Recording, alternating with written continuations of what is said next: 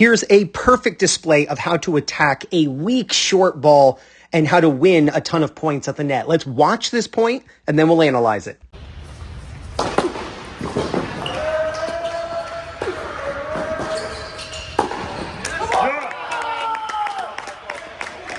Now the server crushes an out wide serve.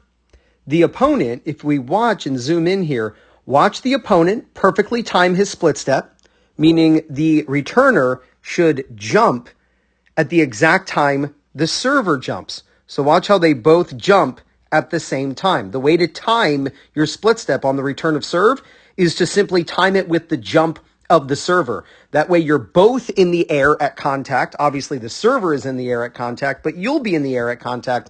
And that means you're going to land just after they hit, which is the proper timing of any split step, no matter the situation. So what's cool is we can actually see the server guess a little bit on a T serve. He looks like he's trying to cover the T serve. If we watch him split, he actually moves slightly to his right. Watch. See that little move right there? That little move, and then the out wide serve becomes very difficult for him to get. But that's what you see at very high level play. You know, you'll see that the returner will often guess because the serve is so strong. It's like a goalkeeper, right, in soccer, on a penalty kick, no different.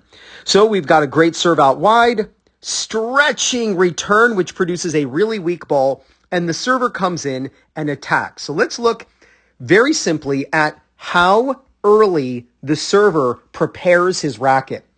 So watch how he turns within the first step. He's already prepping the racket, where he's got what's called the strings to the crowd, his chest is to the side, and he's kind of probing in exactly where he wants to be. Notice the tiny adjustment steps right there. He's adjusting his feet to figure out exactly where he wants to be able to crush this ball. You see a lot of rec players, they run up toward the ball with the racket still in front of them. And then when the ball bounces and they get up to the ball, they haven't prepared the racket and then they're late. So it's a very slow ball. There's plenty of time to get there, so he's going to prepare early.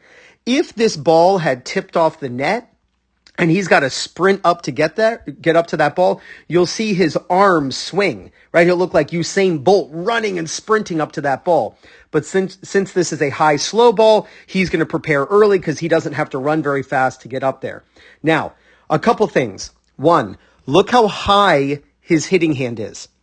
I just recently analyzed a match for someone, and they were turning with their hitting hand on these exact weak balls that you should crush. He was setting his hand very low, and he was complaining that he couldn't put short balls away. And so it's very simple. You've got to make sure that when you get a weak ball like this, that you plan on playing the ball around shoulder height. Well, if you're going to play the ball around shoulder height, we want to drive this ball, right? We want to flatten this ball out and give ourselves the best chance to crush it and to win the point. Well, you're not going to be able to flatten it out if you prepare too low. So don't turn low, especially on a high ball. You've got to turn with your hitting hand at ear level or head level or shoulder level. You got to prepare high so you can drive and flatten this shot. Last thing, let's check out his footwork. You'll notice the semi-open stance. Look at where his knees are pointing. Look where his hips are pointing, and look where his chest is pointing, right? So we've got his, let me do his knees. Knees, hips, chest. Everything is turned, right? This is a coil. He is coiled with his upper body more than his lower body, which means he can then uncoil and get a ton of power from that. So when you get a high, weak ball like this, it's a great idea to use that semi-open stance. It allows you to flatten out the swing and not feel closed with your hip and your shoulder, and also allows you to then crush the ball with a ton of uncoiling. So as soon as he hits the ball, he immediately follows it up, and it just so happens that the returner guesses the correct way. See, when you hit a weak ball and your opponent is coming in and is going to nail this ball, you don't want to just wait in the middle and see where the ball goes. Because if you wait to see where it goes, just like a keeper on a penalty kick in soccer, you're going to be too late. So you need to guess. So watch the player in blue commit to covering the cross-court shot. And he's right. And there's really nothing that tips him off. The player in red could have easily gone down the line and wrong-footed him. He's just guessing, and he guesses right. If you guess, you'll be right half the time, which is great. The player in red comes in and follows it up. Watch the player in red split step just after the player in blue hits the ball. He then comes in, he gets the high ball, and he puts the overhead away. Please go out and practice this in your lessons. Go out and practice this with a friend. When you get a weak high ball, prepare the racket early, get into an open stance, contact the ball above net level, and flatten it out. And the chances of winning when you hurt your opponent go way up. Now, if you're in the market for a new ball machine, here are 5 reasons why I recommend the Proton Ball Machine by Hydrogen Sports. And number 1, it's so lightweight and convenient to use. It only weighs 17 pounds. In fact, this ball machine weighs less than the ball hopper that you're going to take to the courts. Easy to use. It's so small and compact. You can easily put it right behind your car seat, right? You don't even have to put it in the trunk. You can just put it right on the floor behind your driver's or passenger seat. Super convenient. If you're not using your ball machine because it's big and bulky and heavy and cumbersome, check out the Proton because it's going to solve that problem. Reason number 2 that I love the Proton is the detachable battery. So many of you have really big and bulky ball machines that you have to take out of your car, take it into the house, and plug it in. This detaches, so you can just leave the ball machine in your car if you want, and just bring this into the house, and it charges just like a cordless drill. Super convenient. It charges extremely quickly, lasts forever. I mean, just like 8 hours, like it'll just last forever. So you're not going to run out of battery power, I can promise you. And then you're ready to go. So the fact that recharging the ball machine is so convenient, I love it.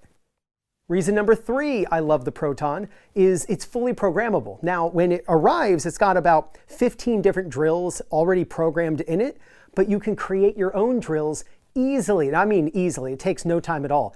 You control where you want the ball to land, you control the speed you want it to go, the spin, the amount of time in between each shot. It makes it really fun to be able to watch tennis on TV, see a certain pattern that you see the pros using, and then you just program it into your phone, and the next time you hop on the courts, it's right there. And not only can you control the ball machine with your phone, but you can use your watch.